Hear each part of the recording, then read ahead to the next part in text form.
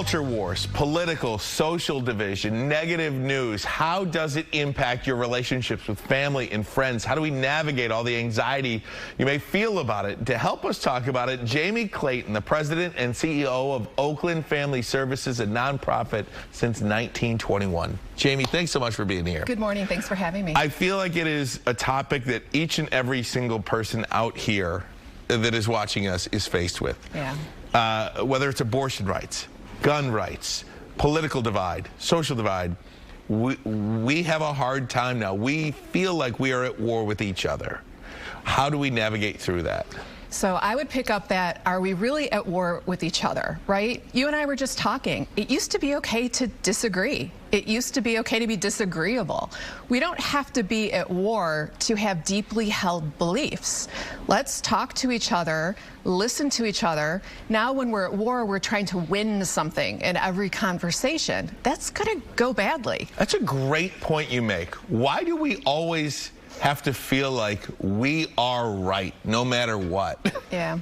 I don't know if we always have felt like we had to be right no matter what. We used to have like really in-depth conversations and it was okay to hold different beliefs. I think unfortunately our politics have taken us there, culture's taken us there, so I think as individuals we have to take that back. How do we get that back? How do we feel like, you know, family relationships, lifelong friendships don't have to be broken up because we simply believe in different viewpoints? Right. I think we have to go back to having really fun conversations where we listen to each other and we go into it knowing like, it's okay if you and I don't agree. I'm just going to listen and not have to win. And it's a real shift, but we have to try to get there and focus and agree with family that we're going to disagree because our relationships are just that much more important. But it's a lot of work, and I think people have to decide they don't want to maintain this negativity anymore. They don't want to be, quote unquote, at war with the people they love.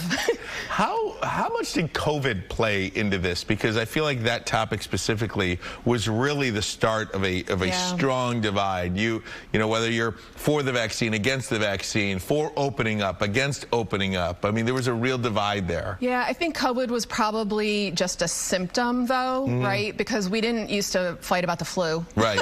We didn't fight about getting measles vaccines because it was what was best. So somehow that became politicized also. So I think this was already brewing and people were kind of looking to just vent. Right. And in a way that they took sides on something that has now worked against us. You know, one of the, for my business, I look at the media sometimes. Yeah. And our responsibility in keeping this divide going, essentially. I feel like the media is not helping a lot in large scale. Yeah. Well, I do in our business, so at Oakland Family Services, we do mental health treatment, and people are struggling, and one of the things we do talk about is putting your devices down. Yeah. You know, even if it's just minimizing your intake. So I'm not going to say turn off Fox 2 News. Right, television news, social media news, all of, the all-encompassing news. Right. And it's not just the news, right? It's the algorithms, it's the things that come after the news, it's the comments, it's what your friends post. It's everywhere all the time. And so people need to take a break, and that will help us also reset to be able to have a different kind of conversation.